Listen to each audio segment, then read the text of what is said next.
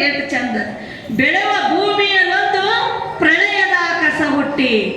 ಇವತ್ತ ಬೆಳೀತಕ್ಕಂತಹ ಒಂದು ಭೂಮಿ ಇದೆ ಏನ್ರಿ, ಫಲವತ್ತಾದ ಭೂಮಿ, ಅವರಿಗೆ ಗೊತ್ತು. ಬೆಳೀತಕ್ಕಂಥ ಭೂಮಿ ಇದೆ.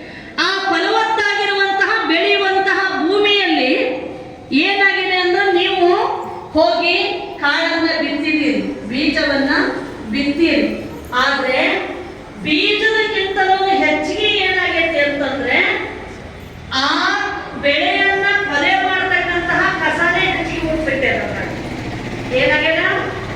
ಕಸ ಹೆಚ್ಚಿಗೆ ಹುಟ್ಟುಬಿಟ್ಟೆ. ಹೌದಾ?